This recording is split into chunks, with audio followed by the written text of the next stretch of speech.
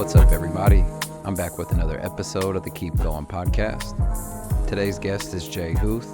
He's the owner of Caboose Coffee here in Oklahoma City. He's a cyclist and bike packer, a rock climber, and just a cool dude. It was so much fun getting to sit down with him and learn more about his coffee journey, how he's been involved since a young age, why he chose to keep progressing through that field, what it feels like now being a coffee shop owner. But we also dabble into his bike packing trips, rock climbing, passion, and the reason he always makes sure to get out of his comfort zone. I hope you all enjoy this episode. As always, keep going.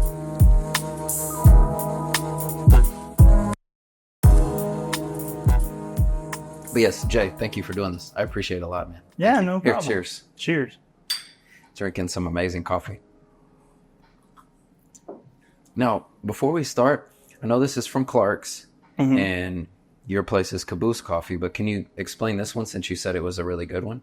Yeah. So I can know what I'm drinking. Yeah, this is the Daybreak. So this is... Do you need the back? Yeah, I'm going to grab it Go really ahead. quick so Go I'm not...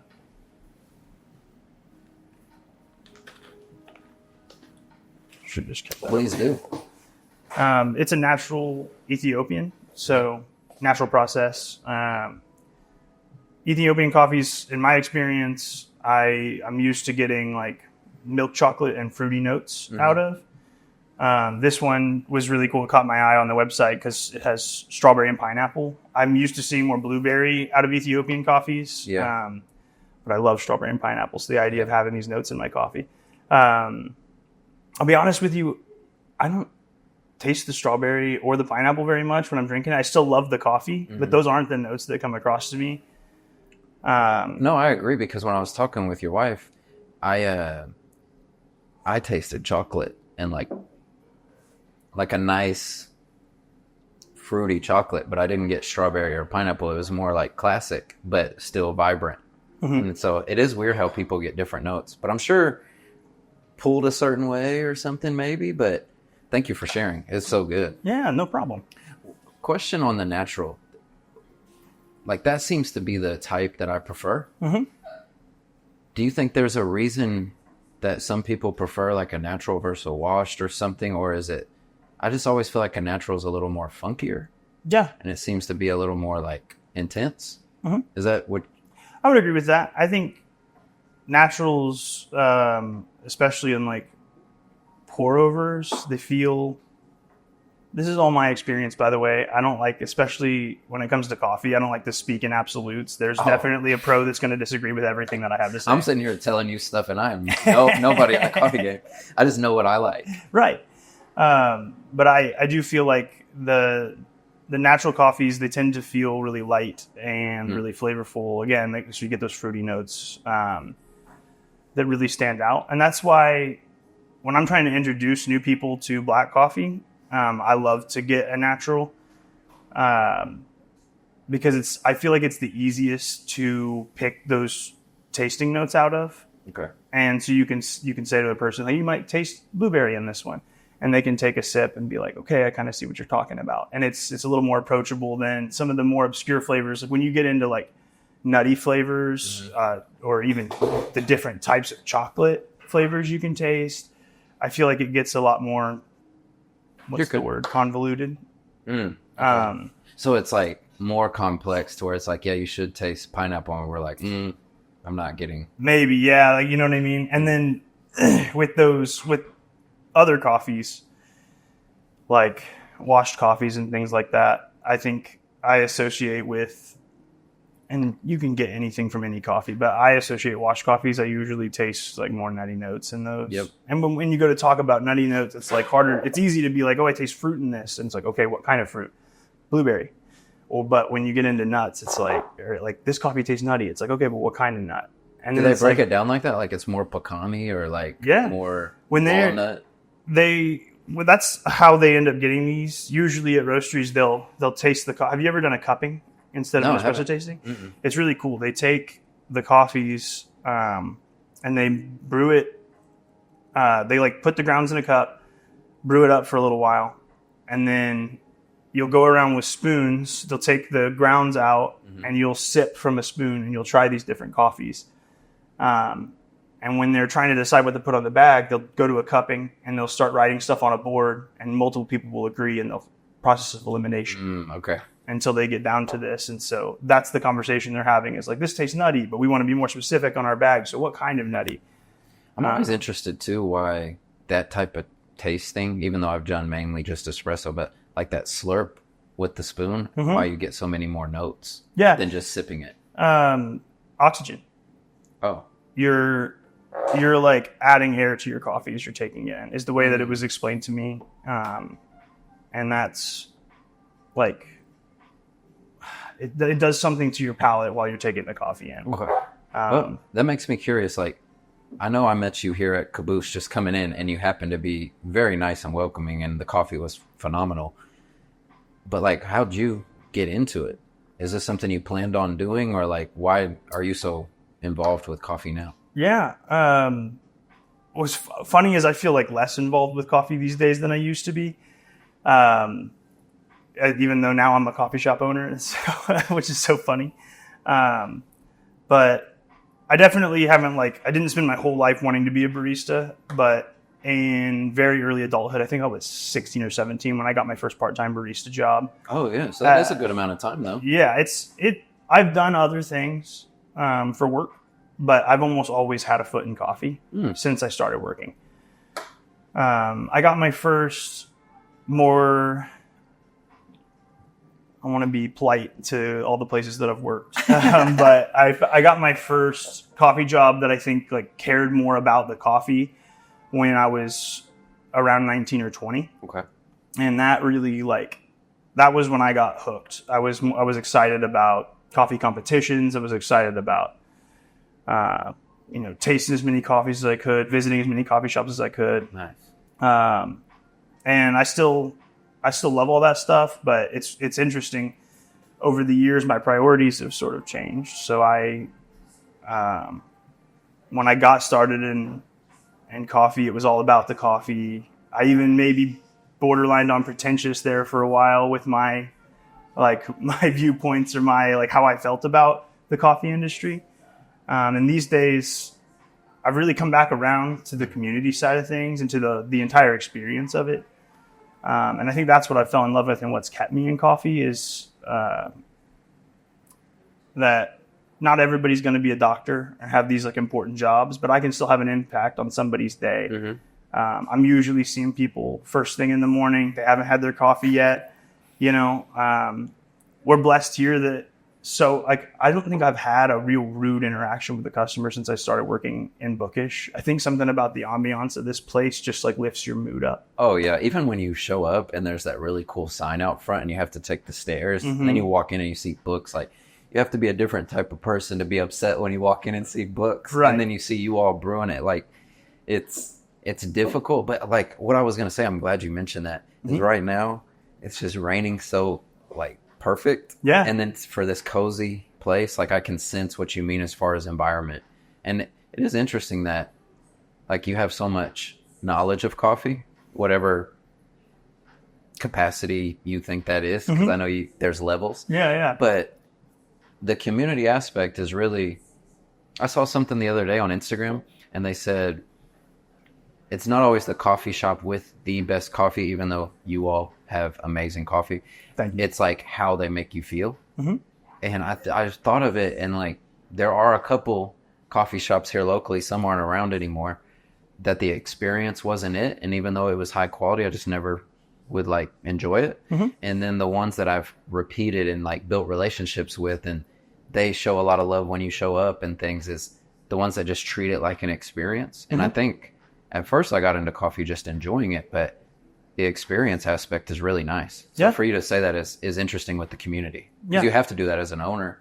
You do. And I think it goes into it all ties together because, a lot of baristas, and again, I used to be this way, but they hate caramel in coffee. They don't want to serve caramel in coffee and stuff like that. But that as a business owner, I almost don't have a choice. People want caramel. You know what I mean? So I it's used to like always do a cortado with caramel syrup. Yeah. Like when I started, yeah. I was like, Well, that's the go-to. Dude, when like I said, I didn't get my first like coffee job where I started to care about black coffee until I was like 19. My thing, I love mochas.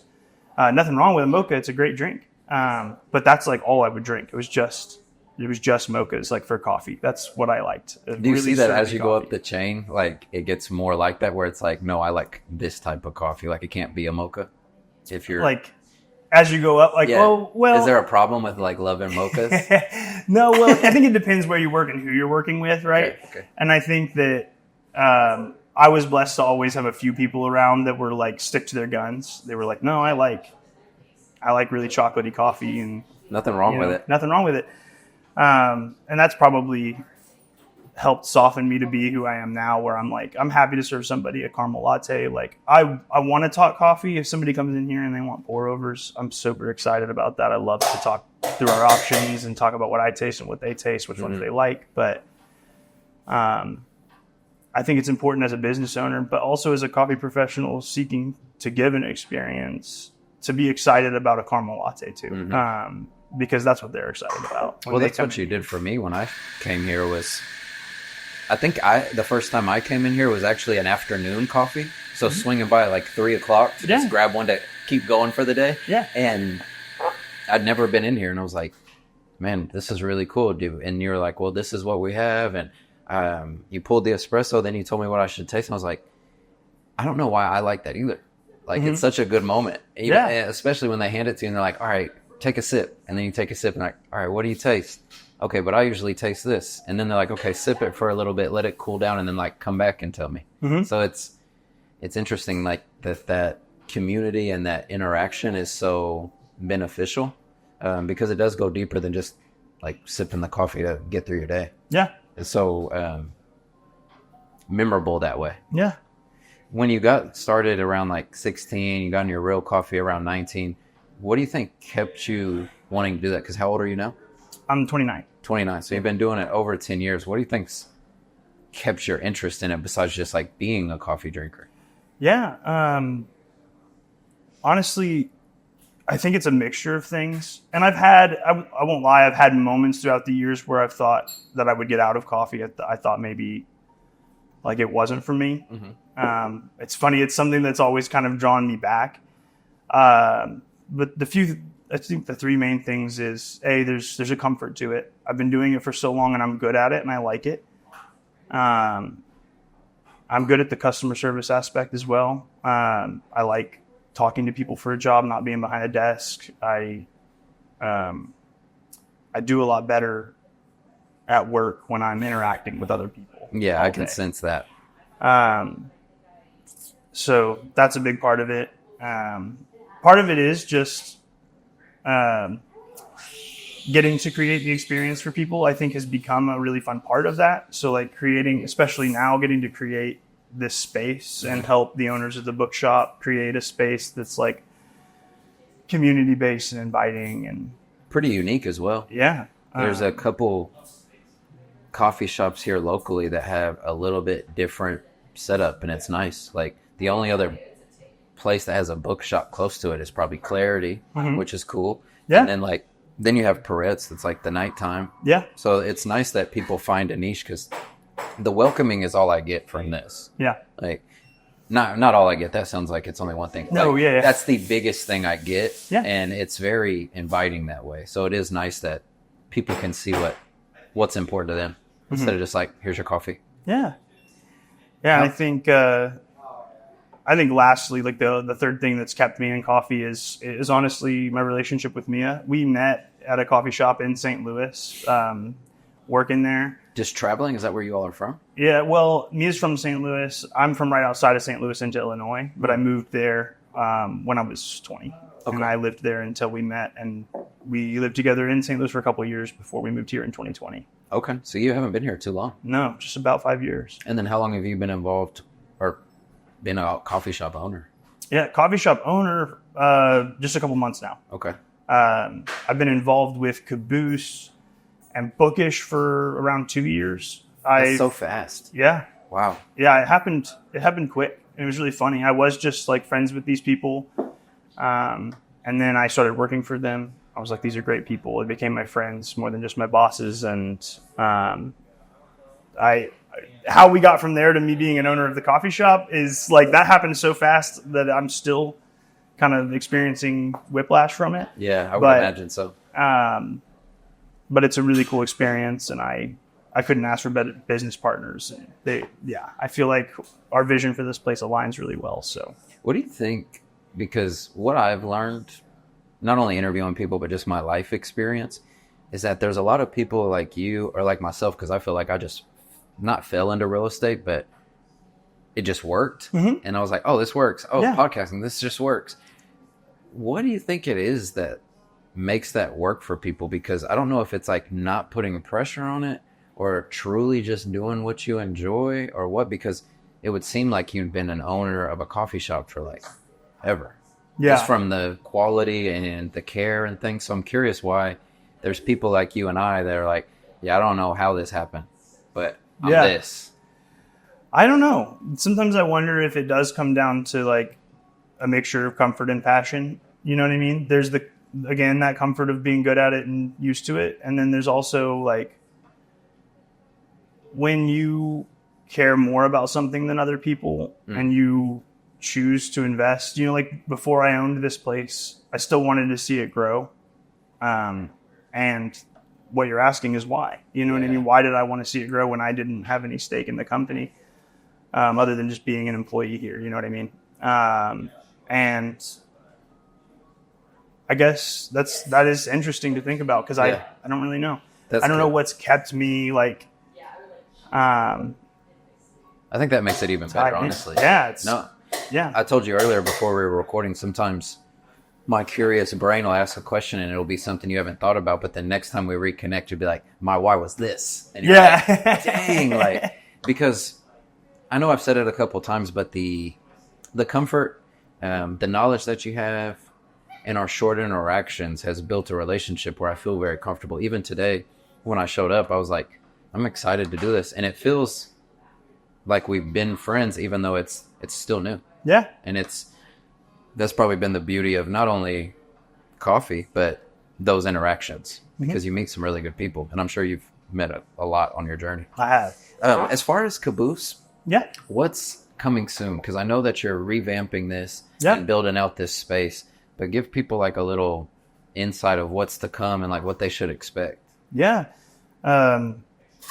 If people have been coming into the shop for a while, what they should expect is bigger and better equipment from our new space. We'll be able to handle more business, which is good because we've been growing. We'll be able to make drinks faster than ever. We'll have a double group head machine in here for the first time. We're hoping, as business expands, to expand our food options a little bit, as well as our non-caffeinated menu. Since we're open until 6 p.m., we want to have options for people in the afternoon that isn't just decaf coffee. So I think those are some of the main things. What are some good options as a coffee shop owner for the decaffeinated side? Is it lemonade? The decaffeinated side, yeah. We have things we're already doing because they're easy: juice, lemonade, sparkling water, things like that. Other things we're considering for the future: smoothies. Nice. I think that's a given for an easy one. Not a non-caffeinated option, but not to step on Perette's toes, we're also interested in eventually doing affogatos. People ask us for them a ton, so we want to deliver that. It's crazy how good they are. Yeah, they're fun. It's a great dessert. Yeah, well, I've done the ones with matcha, and those are the ones I really like. I haven't tried that. Yeah, I love matcha though. Well, add it in. Yeah, because I tried one and I was like, because I love coffee, but I don't know.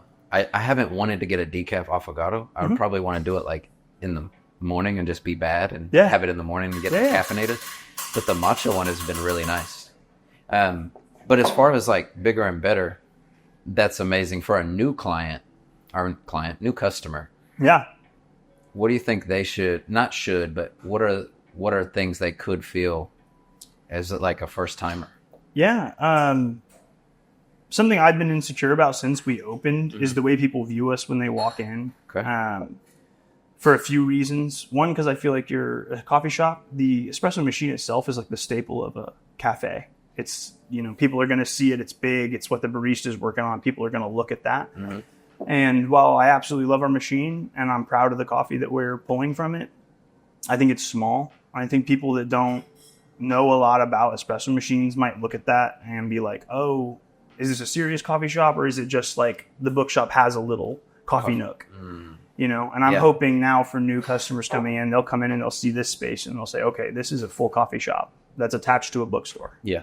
No, I love that, because for a new customer, like, I could definitely see that viewpoint. For me, when I walked in and saw that, I was like, oh, this is like precise. Yeah. Because if he's only using that, like, he has to have a really good system.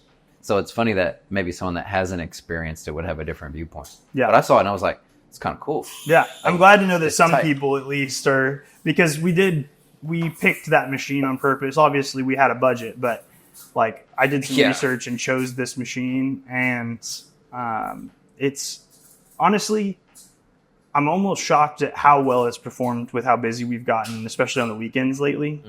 For a single group head machine, we're able to just pump out drinks on that thing. So, and quality drinks, people are liking it. Most people. I got a couple reviews. Well, I mean, Mia pulled my espresso today, and it was amazing. Presentation was beautiful, and the taste was great. So it's like, how can you complain? Yeah. But there's always going to be some. Yeah.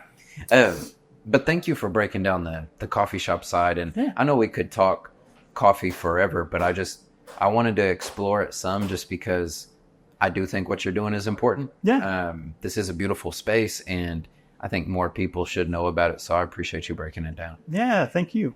Now, something we connected on when I first came, though, was that we both do stuff outdoors. Right. And I love being outside. I know you did a pretty badass cycling trip recently where I got to nerd out. So a piece of my autism is watching people pack stuff. And when I saw you like laid your stuff out, I was like, holy shit, like, this is awesome. So explain to me, like, where you went, what the process was, and what that looks like, because you cycled a long time and you had a cool setup. So I'm just curious. Yeah. So bikepacking in general is something that I've gotten into in the last year. Bikepacking is, if I'm getting this right, this is another one of those things where there's subcategories. So I'm like, who cares? I'm packing my camping gear, everything that I need, water, food, clothes, all of it onto my bike, and I'm taking a multiple day trip. Right? That's something I've been interested in doing for quite a while. I've been doing a lot of research, collecting gear slowly because it's very expensive. And the other thing was I didn't want to take my first trip by myself. So the next challenge I had was convincing somebody to go with me and also spend all that money and time. But I pulled that off somehow, and we ended up deciding on doing the Katy Trail in Missouri for our first trip, which is the trip that we're talking about right now. And it's we didn't actually end up finishing the trail. We did 243 miles over 3 days. That is insane. It was really cool. We bit off a little bit more than we could chew. We were hoping to do roughly 100 miles a day, but we hadn't done a lot of gravel riding before, and we found out pretty quick that you go 4 to 5 miles per hour slower on gravel unless you're really pushing. And this is also our second time riding weighted bikes with all this gear on it.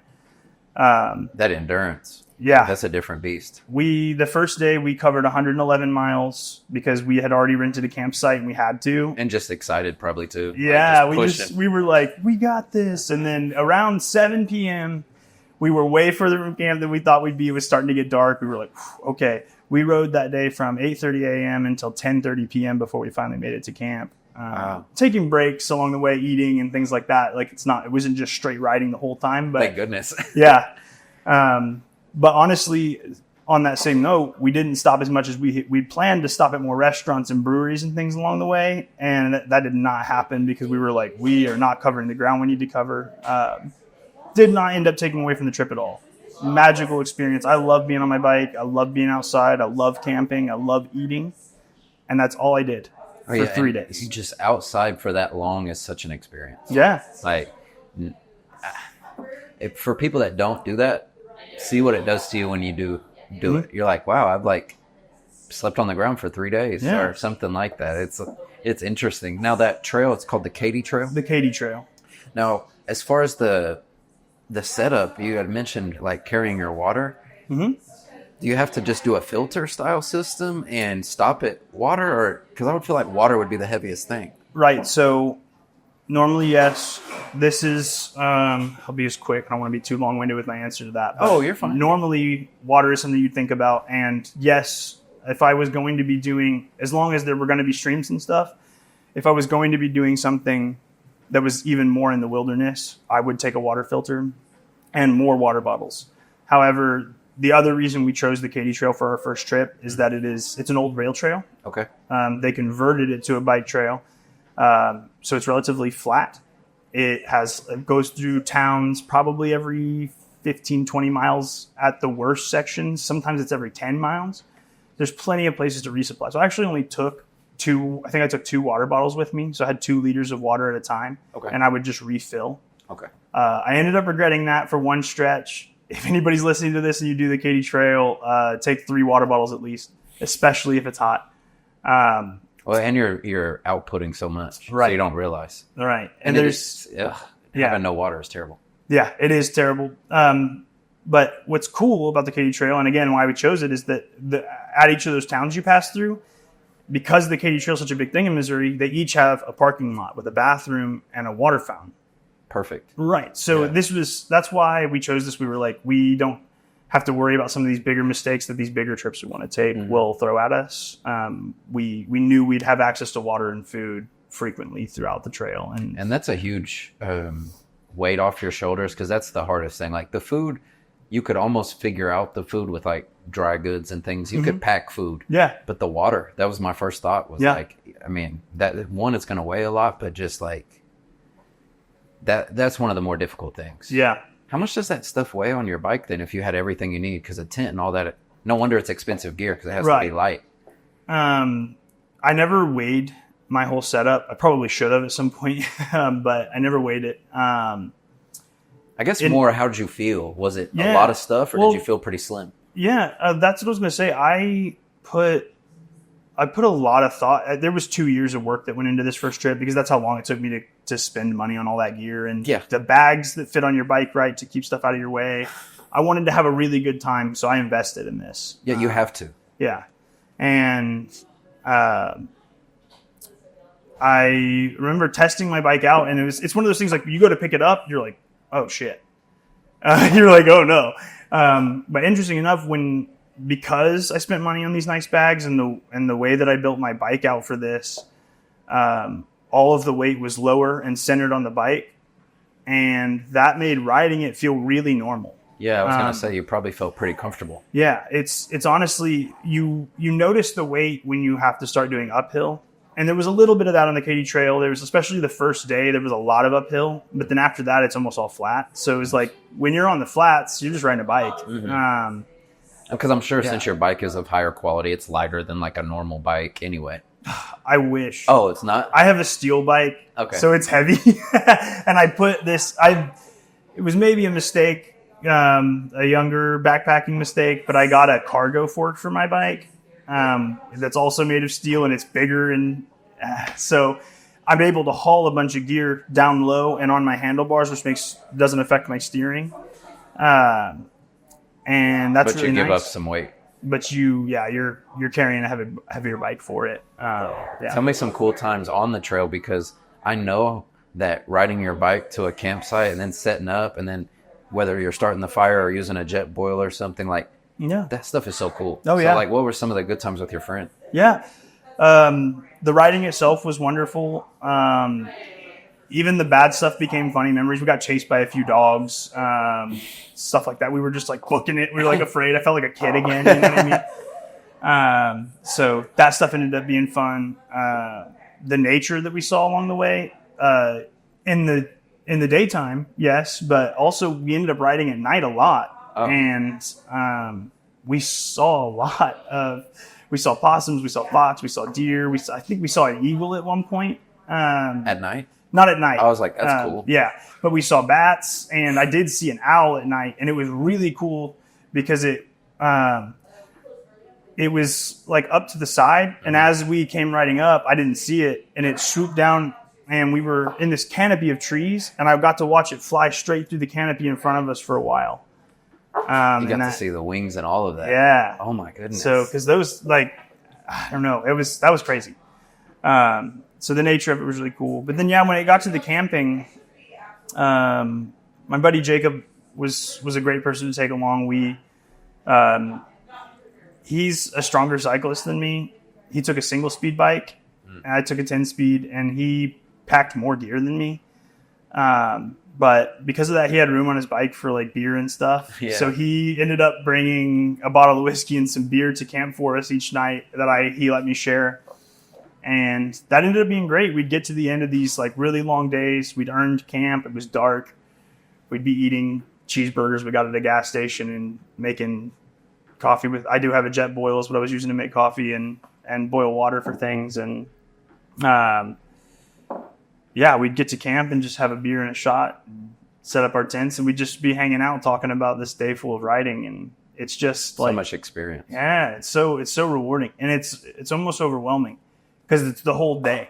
Yeah, it's unlike any other vacation I've ever taken, because it's like every part of it is the trip that I was planning. Like even the sleeping is in a tent. Like I'm having this very all-encompassing experience of being tied to this bicycle, not having access to a car. It's your lifeline. Yeah. It's like everything I have is right there. And there's something so relaxing about that, because I took as little as I could.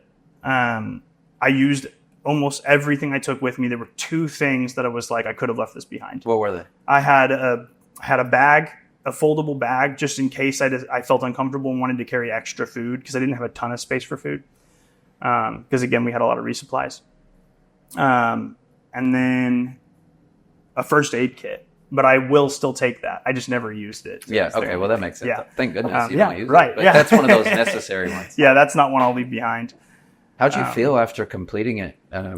Even though you said you were a little short of the miles that you all wanted to do, like how'd you feel all that preparation and then doing it? Yeah. Like what'd you feel at the end? Accomplished. I felt a lot at the end. Emotions and things. Yeah. Just like 2 years of planning is a long time. And I specifically remember being on a car camping trip by myself. Me and my dog just went to the Wichita Mountains and just spent a night there. And I was sitting around the fire that night. I remember getting really sad because I was like, I've been planning this forever. Am I ever actually going to do it? You know what I mean? So to have actually done it now, and upon almost instantly after leaving that first campsite the first morning and getting 50 miles away, and I was like, I am doing this. Yeah. Like no matter how hard it was, if I was scared, whatever, I'm out here now. And then getting to the other end of the ride was just like the max of that. It was like, hey, not only did I get myself to leave home, I did it for 3 days straight. I covered all these miles. I saw so much. I had so much experience. I felt grateful. I felt also excited I felt grateful for home. You know what I mean? Yeah. After, like, when I took the trip, I didn't miss my stuff very much, but I miss my spouse. I miss my house, my dogs, my cat. That shower. My bed. And don't get me wrong, I would have stayed out there for 20 more days. Mm-hmm. Like I could do it for a long time before I'd get sick of it. But coming home, you're like, this stuff is so nice. You don't need it, but I have it and it's so nice. You're so thankful for it. That is the beauty of people that enjoy to do hard things, but are also like people that take care of business, because you're able to kind of balance the two. Yeah. Because you'll go do 3 or 4 days of just insanity, but then you can come home and you're just laying on your memory foam bed. It's like, this is nice. Yeah. I like that I can play both sides. Yeah. But I know what you mean with I don't know, there's something nice about just roughing it a little bit. Yeah. Just hanging out. And luckily you had a friend with you. Yeah. That's really nice, because I can only imagine the conversations. Like just exploring each other, enjoying the scenery. You're getting to talk the experiences that you're going through right then. And like you said, the hard times, the dogs, all that. I don't know. It's really cool because a lot of people don't take time for themselves. So the fact you planned it and did it is a really big accomplishment. Yeah. Thank you. Yeah. Yeah. I definitely feel good about it. And I was excited to take the trip because I knew after hearing about bikepacking that it was something I was going to get all into, was going to become obsessed with. But it's also one of those things when you haven't done it, you like, in my head, I'm like, what if I get out there and hate it? You know what I mean? Yeah. I knew I liked riding my bike. I knew I liked camping. How could I not like it? Yeah. And that's exactly what happened. Doing that trip, like that was the other overwhelming feeling at the end was like, I want to do this again. Yeah. Not Not only just scratching that, the surface. Right. That's what I was going to say. Is like, not only do I want to do this again, I want something more intense next time. Like, I don't know if that means going alone. I don't know if that means doing a bikepacking race. I haven't really decided what's next for me yet. These trips are really expensive, so I'll have to plan for that too. But I'm definitely, at the very least, I'm looking for a little bit more elevation and a little bit more wooded area. I think Arkansas has a lot to offer for gravel riding and for bikepacking, and so a lot of incline. Oh yeah, yeah, which interests me because my bucket list, my whole bucket list at this age is this specific bikepacking ride called the Great Divide Mountain Bike Route. Mm-hmm. Have you ever heard of that? No. So the Great Divide Mountain Bike Route is a 2,700 mile route that goes from Banff, Canada to Antelope Wells, New Mexico, the border of New Mexico, Mexico. That is so crazy. You go straight down through Montana, a couple other states, Colorado, New Mexico. You're going to see some amazing things. Oh, yeah. You go, it loosely follows the Continental Divide Trail, which is like a big hiking trail. Yeah, I've heard of that one. You go through the Grand Tetons, you go through the Great Basin. You're so close to the environment. Oh, so yeah. It's different than driving. Like, you're going to be in it. And you're going slow. You're going, I can't speak for the people that are racing this thing because there is the Tour Divide every year. People race it. And they're getting it done in like less than 20 days, which is, they're not sleeping. They're eating on the bike. That's not the experience I'm necessarily looking for. No. But it's really cool that people do that. I love to read about it and I love to learn from those people.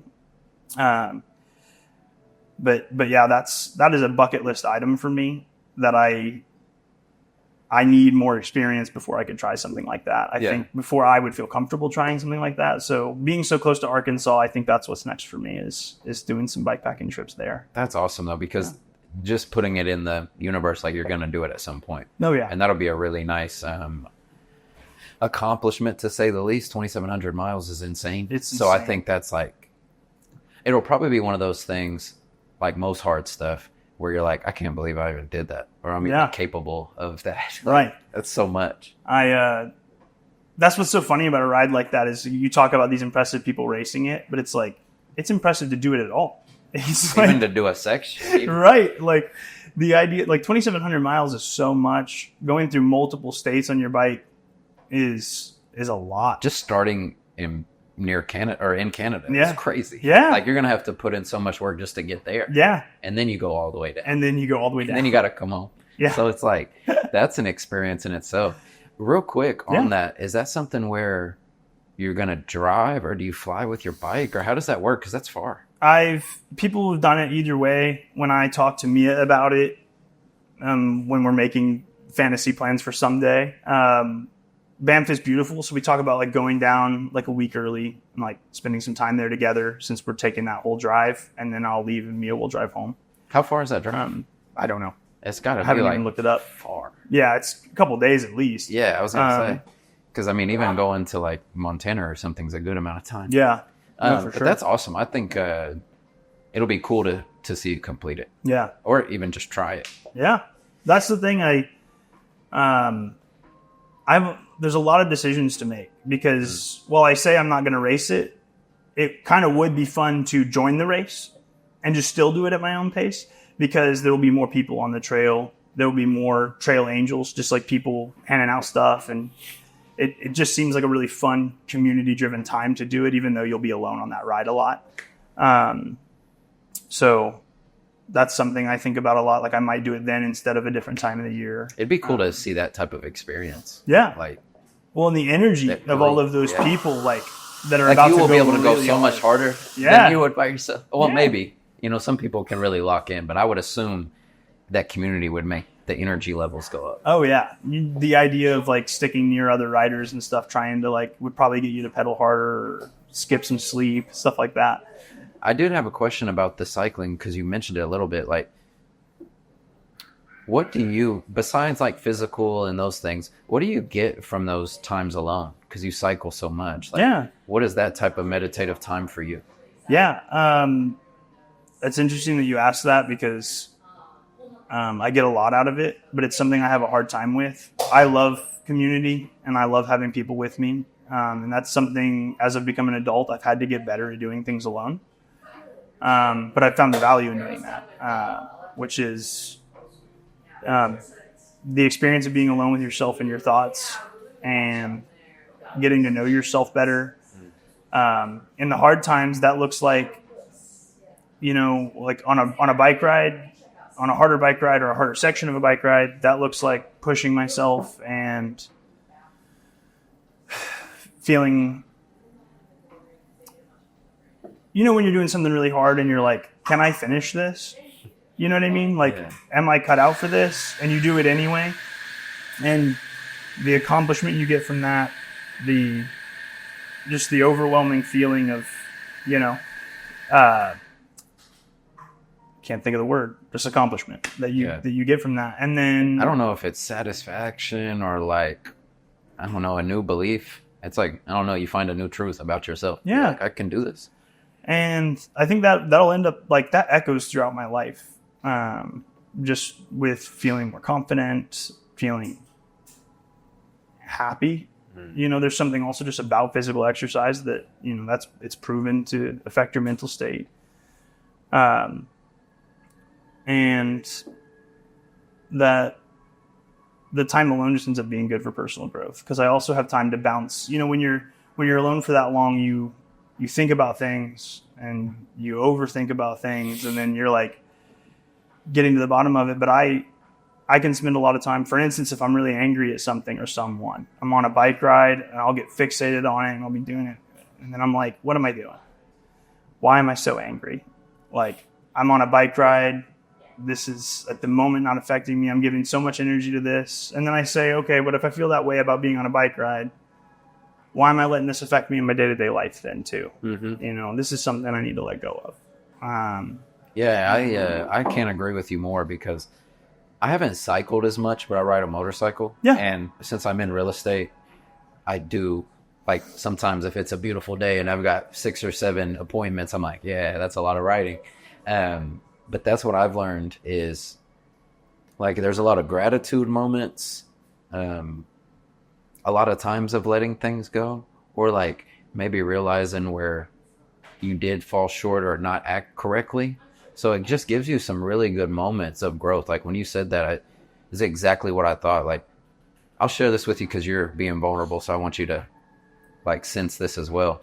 One time I was riding my bike and I was riding to the Wichitas to see the sunrise. Amazing. So it was so early. Yeah. And you're just pushing it on that motorcycle. So that was tough. But yeah, I started crying and I'm just screaming at the top of my lungs with my helmet on. Luckily, no one can like see my mouth moving. Right. But I was just like, I deserve this. I deserve this. And it wasn't just about like the ride down there, but I was just trying to say, like, at this point in your life with like the sacrifices you've done and then like the good deeds and the hard work, all this you've created, because it just like sneaks up on you and you're like, oh, this is my life.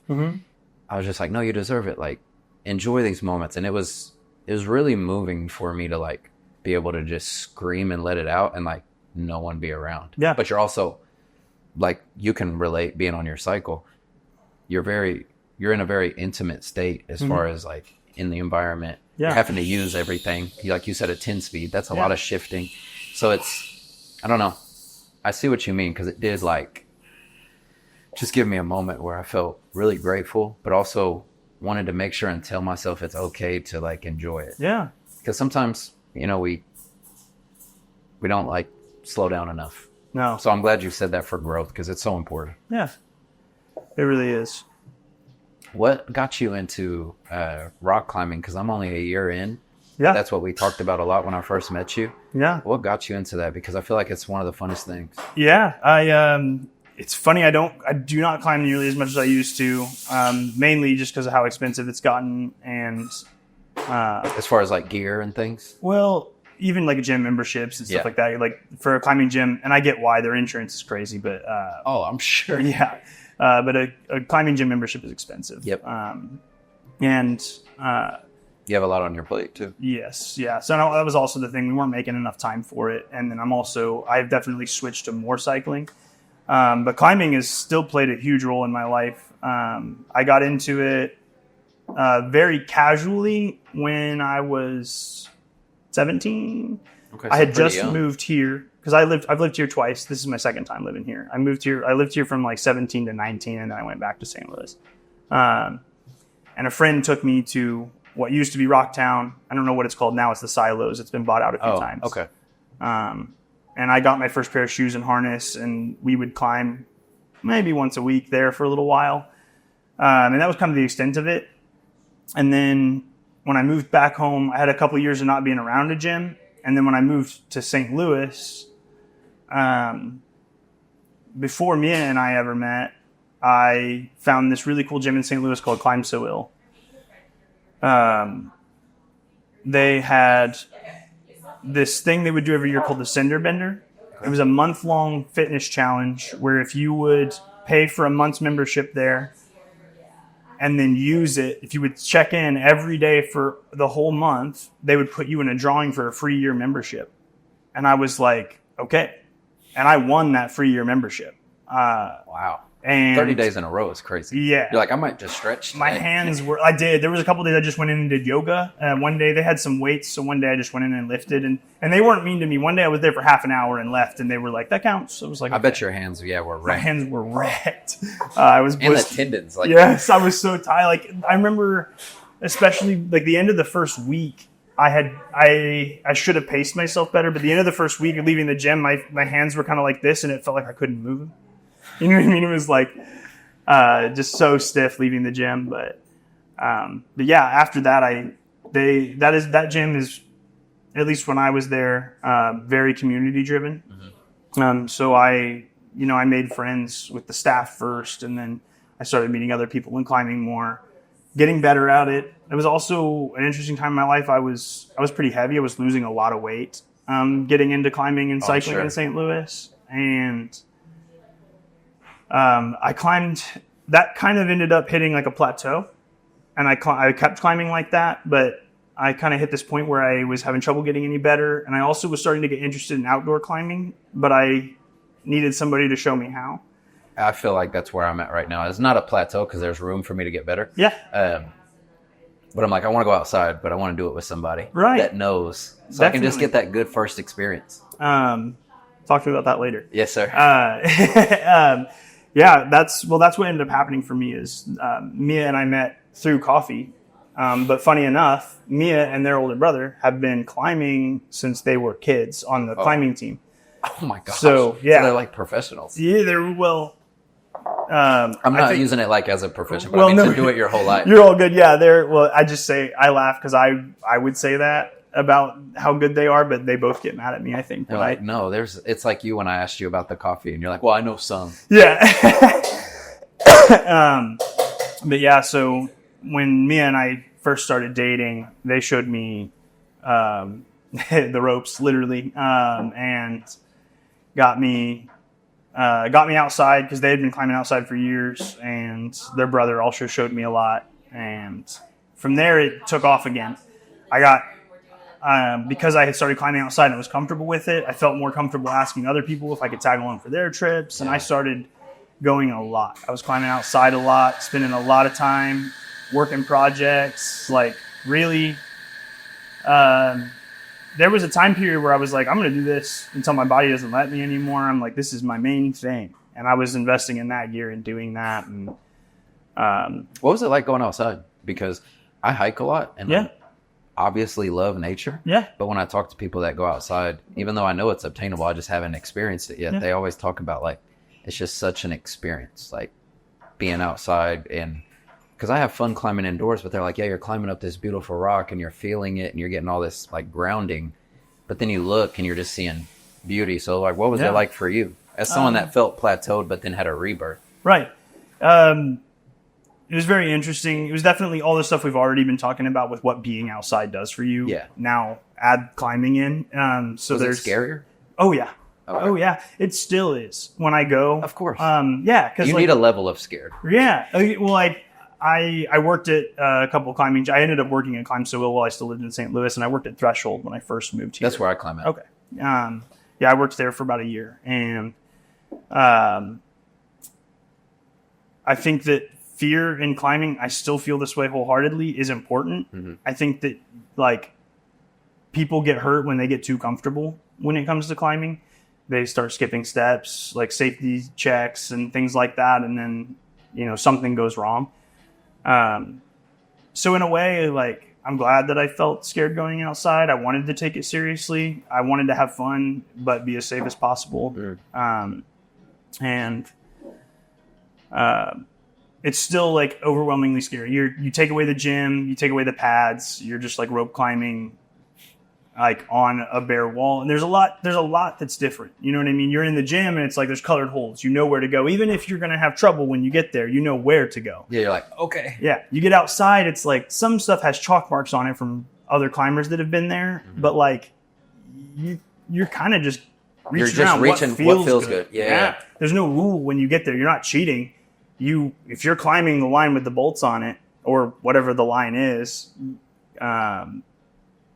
like it's all fair game. Yeah, you got to just grab what's there. Which is, it can be fun because it's the weird like, oh, I got to find this hold. It's also can be really intense if you're uncomfortable and you're feeling tired and you're like, okay, but what's best? And sometimes you've got to accept that like, oh, I think this is what's best, even though it doesn't feel great. You know what I mean? There's also just like certain things outside that they can't replicate with plastic very well. It like texture. Also, just like if you think about climbing holds, like they're good at making them really small, but because of the way they're bolted onto the wall, it's just hard to mimic some of the really tiny holds that are on the outside holds. Still specific angles. Yeah. The ones that are the indoor. Yeah.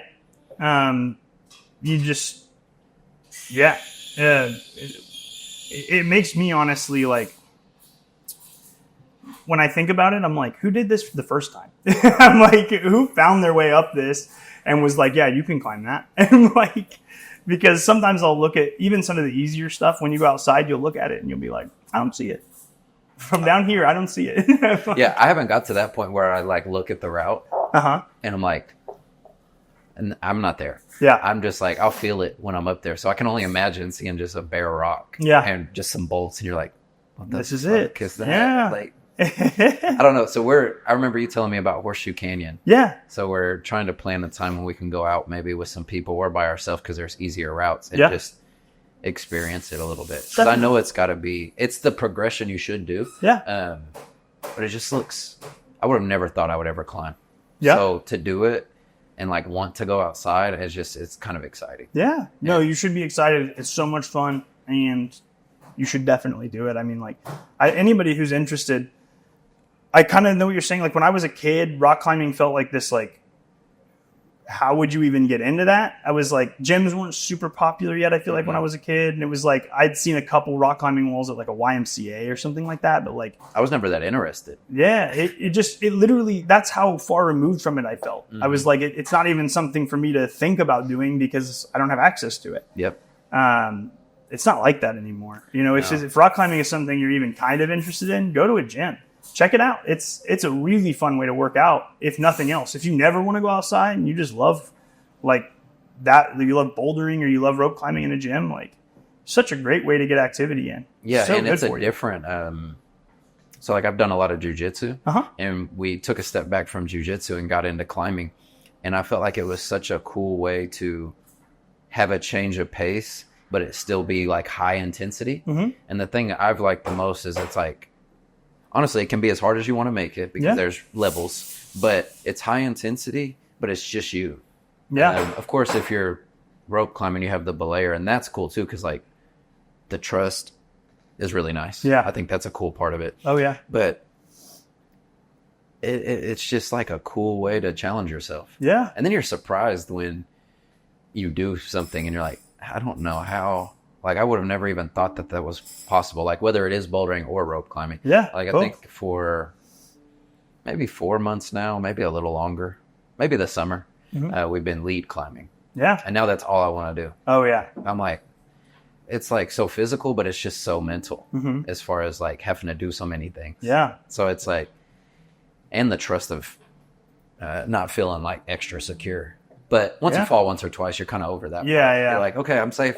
Yeah. But it was crazy how how it took precedent after that. Like I enjoyed bouldering. I liked to top rope and I was enjoying it. But then we got lead certified and started lead climbing. I'm like, it's a whole other thing. I almost want to only do this. Yeah. But then you do 5 routes in a row and you're like, all right, I might need a second. But it's nice to see that it did that for you as well. I had to remind myself earlier in climbing, not remind me, somebody probably told me that it's also like doing both is good for both. Yeah. You know, bouldering is good for making you stronger for those hard sections of rope climbing, and rope climbing is great for building endurance. So it's like if you're into one, doing both is beneficial. Yeah, I love the balance of both. Like that being said, sorry, I did not mean No. That being said, I 100% agree with you. When I started lead climbing, that was it. I wanted to do it outside as quickly as possible, and I lost my drive for other things in climbing because I was like, this is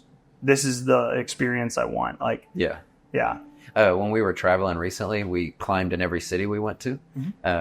So we did rope climbing, and then we went to some gyms that were boulder only. Okay. So it was nice to get the balance because I still enjoy both. Like some days I'm like, I really feel like in the boulder mood where it's just like real hard but short. Yeah. Instead of like going forever, especially if you go by yourself. Yeah. Because then you're like, oh, I'll boulder or auto belay or something. But it was interesting that like how it could be different in different areas as far as like hardness, I guess. So my wife was like, no, it's like more slabby in this part of the UK. Like that's what they talk about. And it was like something I haven't done a lot. So it was like really challenging. I'm like, this is a V2. Why is this so hard? But it was nice to find a new community of like, once you get into it and then traveling and doing it. And it was just indoor, but I can only imagine how it feels like showing up and doing outdoor and seeing all that community with like Horseshoe. And I don't know. It's cool. Yeah. It's really fun. Man, I'm excited for you. You're in for it. You're going to have a good time. I know. I remember you telling me to go to Echo Dome and things like that. So yeah, we'll experience it. Yeah. But I'm glad to know like those experiences have helped shape you because it's helped you in different seasons of your life. Oh, yeah. So it's interesting how those things play a part. I'll always love rock climbing. And there's some of the gear, like our crash pads for bouldering outside. Like I'm never going to get rid of those. Like I'll always keep climbing shoes. And if we get a chance to go bouldering outside, I'm always going to take it. I also, I'm sure I'll rope climb again at some point. It's just it's not my main priority anymore, but it's still a very rewarding, activity. It's just really fun. And I interviewed somebody and he was talking about how sometimes you have to learn to quit something or pause something. Yeah. And I thought that was so cool. He's like, yeah, you don't have to do everything forever. Yeah. And I was like, because, you know, I felt like you kind of did. So yeah. Like taking a step back from jiu-jitsu because I was dealing with a wrist injury, but then falling in love with rock climbing and seeing how I really enjoyed the benefits. I was like, it doesn't make me less than that. I've just like transitioned kind of like with you with cycling. It's kind of nice to experience those chapters too. Yeah. I think, there's seasons of life. I think that's something that I've been also coming to grips with. I think in today's day and age, it can be hard. There's so much to do. There's so many options, so many things that you can try, and that can feel overwhelming. And so if you're like me at all, I was like, okay, there's too much stuff. So like 10 years ago, I was like, I need to start, maybe not even 10, maybe 5. I was like, I need to start picking what I'm into, and I need to invest in that. But that created sort of this unhealthy mentality where, kind of like you're talking about with jiu-jitsu, when I first stepped away from climbing, I was like, oh man, I'm losing all that work I put in. I'm not going to be able to climb as hard anymore. My skin's not going to put up with it. I can't just like hop back in and be as good as I was, because that takes work. And there was a while where I feel like it wasn't crushing me or anything, but it was definitely impacting my mental health. I was feeling sad about it. Yeah. And kind of like you're talking about, I had to accept that like the reason that was happening there were multiple reasons, but the main thing was I was falling in love with something else and wanting to spend more time doing that. And that's okay too. Yeah, it is a nice moment for yourself to like be okay with it. Yeah. And I think it comes from my experience, like getting so much gratification from the improvements you're doing to where I thought like you thought, where it's like, dang, am I like losing all that from taking a break? Yeah. It's like, no, I just happen to like to do a lot of stuff. Yeah. It's like, so if this chapter is this, like, let's just explore that. Yeah. And it's been nice. I think that I didn't think climbing would be something that was that fun, honestly. Yeah. Like, even though I'm an outdoors guy, I just was like, I would never put a harness on and climb. Yeah. Like that. It just Why would didn't I click do for that? you. I would just be scared. But now, like, something I realized is when I'm having a hard, stressful day or something like that, it is nice to go scare yourself a little bit and like come back to reality. It's like being in nature where you're like, maybe that stuff doesn't matter. Yeah. Well, I was talking to a friend in St. Louis early on in climbing was asking me, he's like, why are you so obsessed with this? And I remember being like, oh, that's fair. I'm talking about this too much. Like people at work were teasing me because I was talking about rock climbing all the time. And I remember telling him that it's like, no matter what kind of day I'm having, no matter what's going on, when I go to rope climb, I'm so focused on what I'm doing, everything else is out the window. Mm-hmm. It is about what is right in front of me. I can't afford to think about anything else because you're still at height, you're still really high up there, and so your brain is like you're in danger. Yeah, it's like just heightened. You can't let go of the fact that you're just hanging onto a wall, 70 feet up, yeah. And so it can be such a great release at the end of a big work day or a bad week or all of that stuff is going in. And because again, exercise helps with that stuff.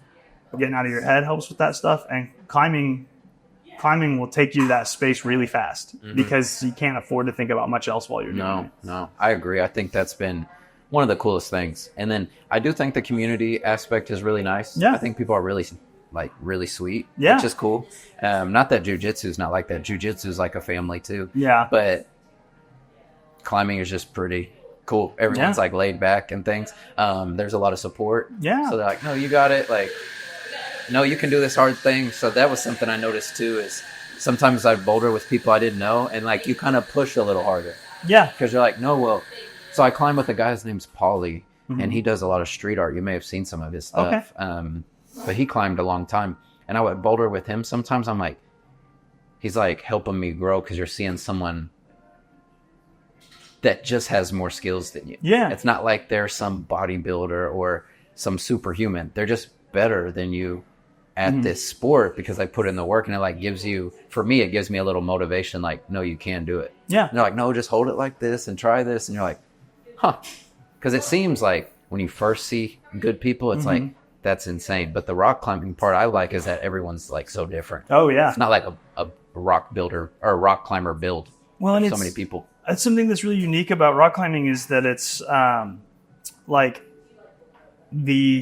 how the mental and physical aspects blend in rock climbing. Kind of what you're saying. Like I remember early on in climbing, the first time somebody told me to like throw my leg up higher onto a hold, because they were like trying to explain to me that if you get this leg hooked onto something higher, the whole weight of that leg is off your body. So it may feel really awkward, but you're going to be able to do this move now without, that's a really crappy explanation of what I'm trying to get at. But like that feeling when you're on the wall. Right. Yeah. Cause I'd spend like, 10 times trying to do this, just trying to brute force my way through it. And I just could not. I'm like, how does anybody get to this next hold? And I'd watch some guy come up and throw his leg up and do that move like it's nothing. And I'm like, okay, I'm going to try this. And I put my leg up and I'm like, this is ridiculous. I look like an idiot.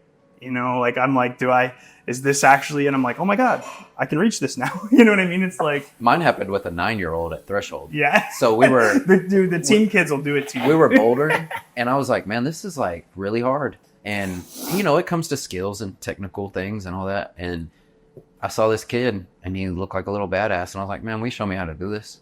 And he did it so fast. I was like, do it again, but like slow down. Because he was like, and I'm just like, because at first, I don't know if it's a man thing or what, but I was in that same mindset where I was like, well, I think I can just like brute force it. And talking to higher level climbers, they're like, hey, like everyone has a gift. So sometimes that brute force is like your gift. Like, it is good to kind of do that sometimes. But the moving your feet up first and like using technical moves is going to like progress you. And that kid, when he showed me and he was like, yeah, you just put your foot here, dude. And I was like, okay. And then I did it and could do it. And I was like, this dude's 9. Yeah. Like, this is insane. Like, I know the weight's different and all that, but it was like the experiences he's had. Right. It's like the reps. He's like, no, you just boom, boom, put your leg here like you're saying. And I'm like, that's pretty cool. Or you see some like really small guy or girl, they're like so slim, but they're just so strong. Mm-hmm. And you're like, how are they doing this hard ass route? And you just see them just, or you see the people that look like they should be at like grocery shopping with their kids. Like there's some people you wouldn't expect in there, and they're doing some crazy routes. So it's like it's a cool thing. Yeah, it really is. Thank you for allowing me to explore this because that was something that interests me. I love rock climbing. Like I said, like it's not my main thing anymore, but it'll always have a special place in my heart, and I'll always return to it any chance I get. Like, and again, that comes to that acceptance thing. Is like I'm really happy that climbing is in that spot for me where I can still enjoy it and like it. But yeah. My last question about climbing, since you brought up your partner, is my wife and I climb together. Yeah. And I don't know, it's been really cool. We've already done jujitsu and things together, but I thought climbing was very interesting because there's a lot of trust and then it's something new. Mm-hmm. But like, what's it like for you, or what was it like for you having that foundation with your partner and like doing all that climbing together? Yeah. For me, well, that was something that was different about my experience. Mia having so much experience was kind of changed that dynamic. Where like when we first started seeing each other and climbing together, Mia was almost coaching me because I kind of wanted them. I was like, show me the way. Like, and so I got to learn a lot from them. And I think that was really special early on in our relationship to like, we were doing this activity together, and that's one thing, but to also like be able to learn from my partner and grow because of my partner is, and be humble enough to learn like that. Yeah, it's very rewarding, and it was a fun process, and I think it made us closer early on. And when you're climbing with somebody, you got to trust them, and especially when you're rope climbing. And it is interesting how much you trust them. Yeah, like it's so instant. Yeah, especially with a partner, you're like, I mean, I know you don't want me to fall. Right. So well, and then especially with Mia, it was like you have all this experience that I don't have. So I immediately kind of went into it with almost a blind trust. Like Mia could have lied to me. And I probably would. She's like, no, you just tie it like that. And you're like, yeah. But I never had that experience, thankfully. They were always. That's awesome. Yeah. No really better way to get into something new and hard than to find someone that's way better. I mean, that's what you want to do in anything, whether it's your coffee shop, your cycling. Like, that's why you took that other guy with you. Like, it's really cool. Yeah. I mean, and it's nice that people are willing to give that information back. The same way you've been giving it to me with whether it's climbing, cycling, coffee. Like, it's nice to pay it forward. Yeah. But it's how it should be. Yeah. I love helping get people into things. I think it comes back to that side of me that likes customer service and likes interacting with people. Is there's just something fun about. Well, to be honest, there's something fun about being, as long as you're not rude about it, the most knowledgeable person in the room, and getting to lead others into a new experience. And especially if you are good at that, because you can be good or bad at that, then when you successfully like get somebody into something, it feels really cool to have made this weird impact on their life in a way. You know what I mean? Yeah, because someone did it for you. Yeah. And it is nice to see the other side. But I've always been blessed with people that were way ahead of me being willing to share. And I mean, I can't thank those people enough. Yeah. Whether it's even you just nerding out with me on coffee. Oh, yeah. But it'll be funny when we are outside climbing somewhere and you see me do something for the first time. Like, and maybe it won't be like my first time there, but the first time with you. And you're like, man, that was cool to see you do that. Yeah. And it's like, you don't get that all the time. You don't get a lot of those first. So it's really nice to share. Yeah. But I can't thank you enough, man. I know you were like, I wonder if I'll be interesting, but you've been phenomenal, man. I love getting to learn about the hard stuff you do, but also the passionate thing with Caboose and setting a standard and creating an identity with this coffee shop. I think it's really awesome, man. Thank you very much. Yeah, I'm very excited about it. It's been such a great opportunity that I'm very thankful for, and such a new thing too, like being a business owner now. It's a whole other adventure I'm on all of a sudden, and I'm really excited about it. This is something I've wanted for a long time, so it's going to be really cool to see all this come to fruition. So. Yeah, and to have your partner by your side. You know, you had it with climbing, you had it with everything else, and now you have it with a new chapter, and it's just how it's supposed to be. Yeah. So, man, I appreciate you doing this, and I look forward to not only interacting with each other more, but maybe in the future when you hit another trail or something, hop back on here and have some fun. Yeah, no but problem. Thank you for doing this a lot. Yeah, anytime. Appreciate you, man. Yeah.